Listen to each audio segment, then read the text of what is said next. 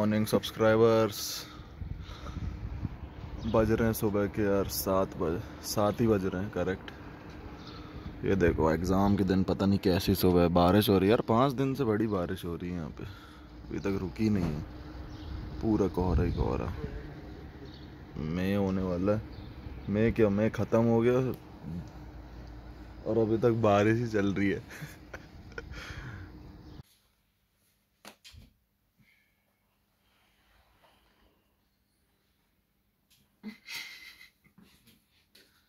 Neurology का paper यार आज के दिन।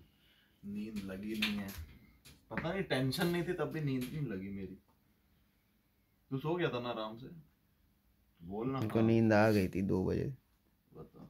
1:30-2 बजे तक। मेरे को आई नहीं रही थी, सुबह उठा हूँ ऐसे ही। ठीक है, पेपर दे के आ जाएंगे फिर सो जाएंगे। भाई पेपर दे के आके सोने के बाद नहीं, वहाँ से तो मैं जिम चला जाऊँगा, फिर आके सोएंगे, फिर ऑब्स्टेटिक स्टार्ट करना है।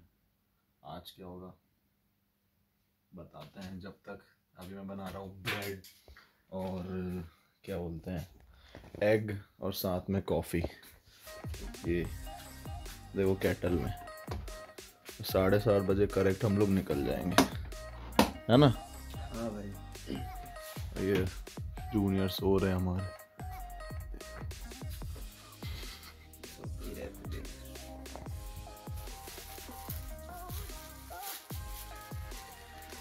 तो हो गए यार तैयार। 7:30 बजे निकलना था हम लोग को और 7:30 होने वाले हैं। डिपार्टमेंट पास में ही है, ज़्यादा दूर तो है नहीं, ठीक है।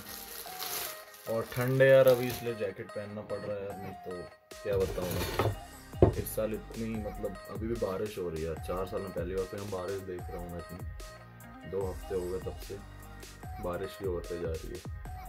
अरे चाय नहीं, चिंता मत करो, यहाँ पे रेडीमेड कॉफ़ी मिलती है, और उसी से काम चलाना पड़ता है, ठीक है। उसमें थोड़ा सा मिल्क पाउडर भी होता है और चीनी भी होती है, तो उसी से काम चलाओ और नॉर्मली काम बन जाएगा। सील दोगे, सील दोगे खा पी के निकलते हैं।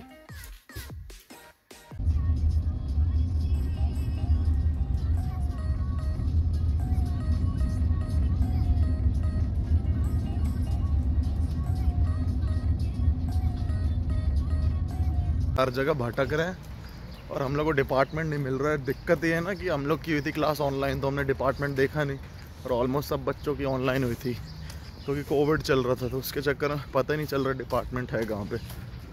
अब मिले तो बताता हूँ। देखो कहाँ, हॉस्पिटल साइड तो आ गए, ये अब इनमें से कहाँ है अता पता ही नहीं है कुछ।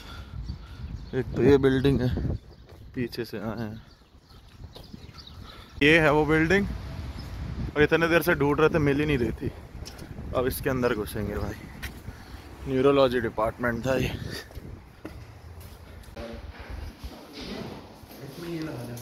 बढ़िया। 2 hours later.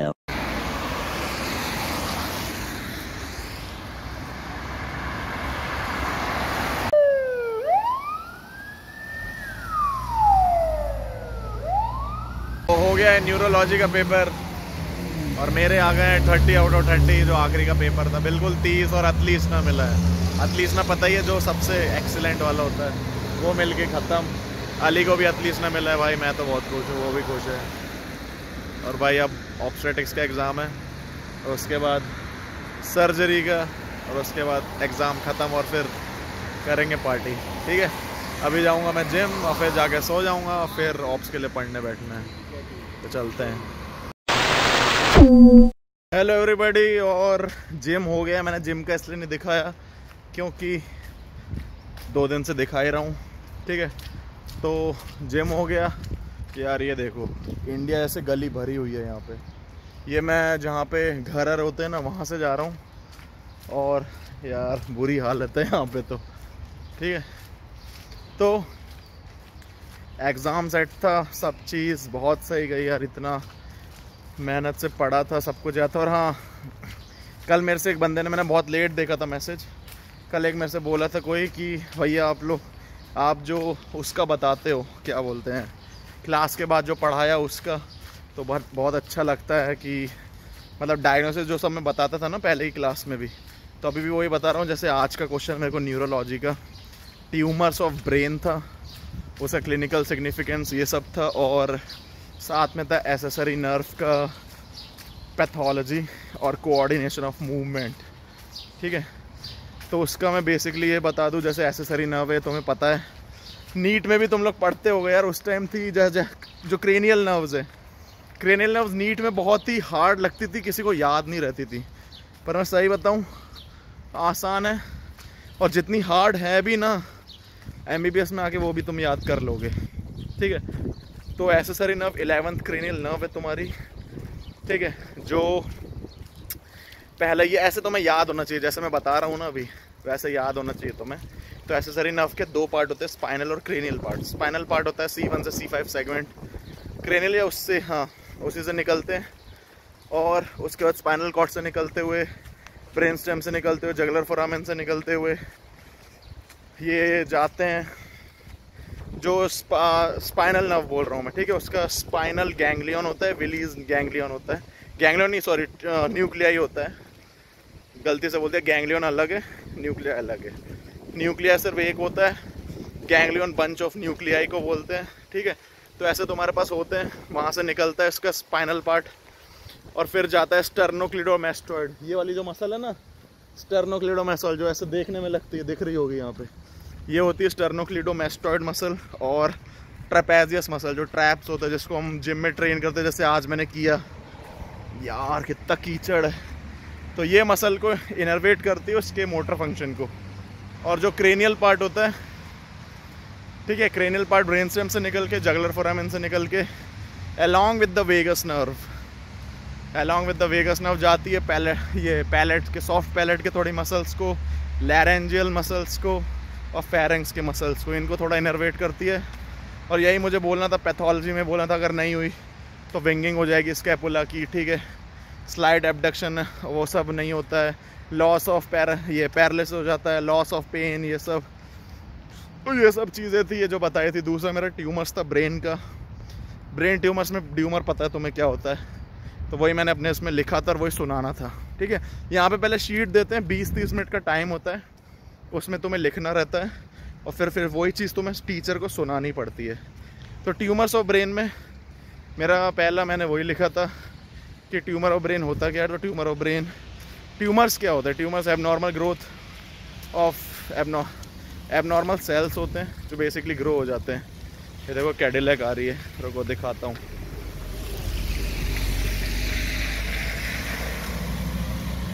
ये देखो भाई कैडिलैक, कितनी बड़ी यार, बहुत सही गाड़ी है कैडिलैक।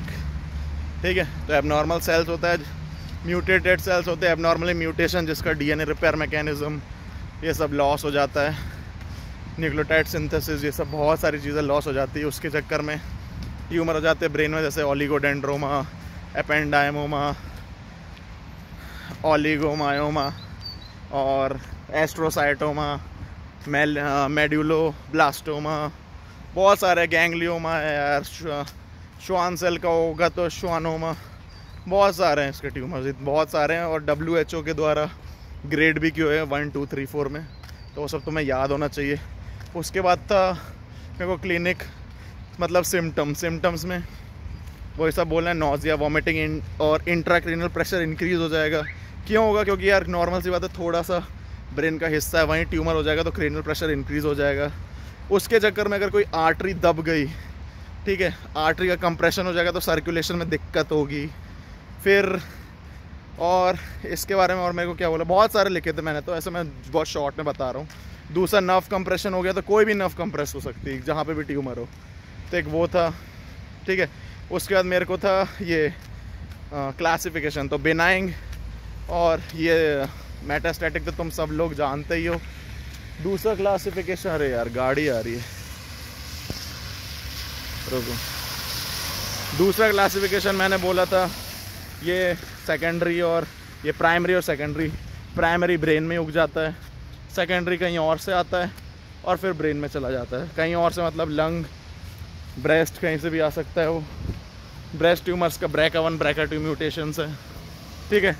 और फिर तीसरा मेरा था इंडिकेशन फॉर सर्जरी। तो इंडिकेशन देखो क्या क्या हो सकता है। अगर ट्यूमर अगर ग्रोथ अगर ठीक हो गया तब तो चलो ठीक है। अगर एक ट्यूमर है, सॉलिटरी और सिंगल है, तो कर सकते हैं सर्जरी, ठीक है।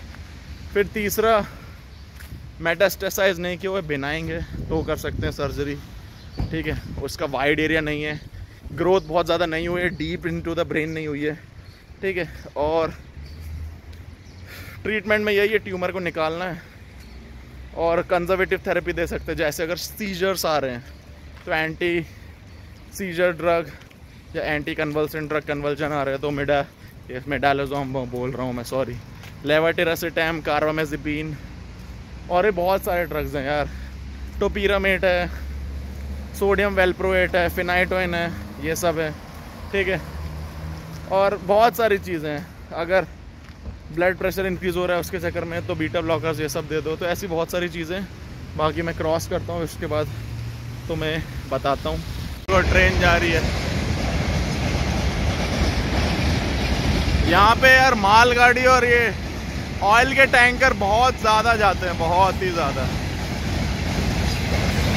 जिम से आते हुए रोज़ देखने मिल जाती है।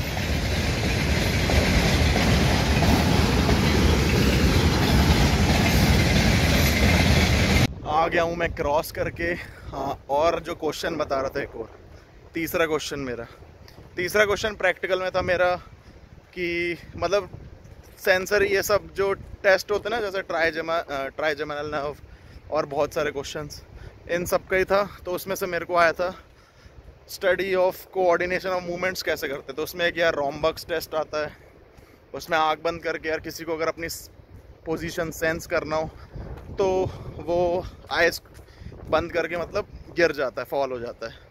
तो ऐसे बहुत सारे थे, finger index test, calcaneal test, silent homeless test, pronator test, बहुत सारे थे उसमें। तो बहुत सारे बताए थे और फिर क्वेश्चन में 10 दे के मेरे को पास कर दिया गया, क्योंकि फाइनल एग्ज़ाम 30 मार्क्स का होता है। 30 मार्क्स में से 30 मार्क्स है तो तुम्हारे जो पूरे ईयर की रेटिंग उसमें प्लस करके एटलीस्ट ना देते, जो मेरे को मिल गया। तो अपने भाई को थैंक यू बोलो, मतलब वो बोलो, कॉम्प्लीमेंट दो, ठीक है। ये सब था।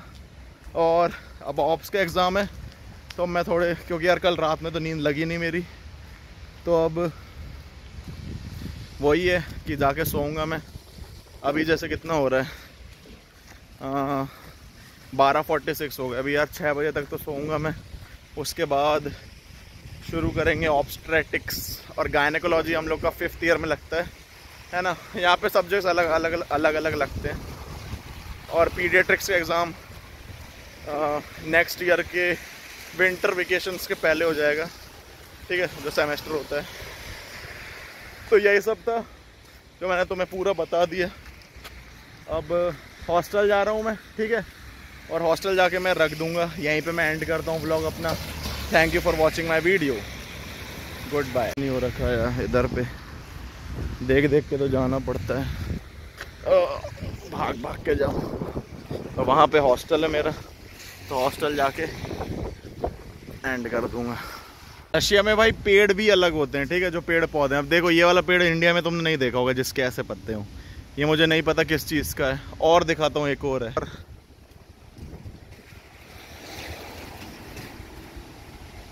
ये वाला तो पाइनस या साइकस में से, ये तुमने देखा ही होगा बहुत जगह, ठीक है। और एक ये वाला भी यार इंडिया में तो मैंने नहीं देखा है कौन सा है। ऐसी पत्तियां हैं इसकी, और ये तुम्हारे पता नहीं क्या फूल उग रहा है कि क्या उग रहा है, फल उग रहा है, पता ही नहीं है कुछ। तो यही सब पेड़ पौधे हैं इंडिया के। तो मेरे को यहाँ पे एक भी नहीं मिलते हैं, अलग ही हैं पूरे। ये यहाँ पे बहुत सारे हो गए हैं, शायद जंगली वाले होंगे जो हर जगह उग जाते हैं। और एक ये है, ये भी नहीं पता, ये अभी खिला था, अभी पता नहीं क्या हो गया। देखो कैसे इसके वो हैं, इसका भी अलग ही है, इसमें फल उग रहा है। जो भी है यही सब है यार। देखो रशिया का। और ये हॉस्टल है जो आ गए हैं।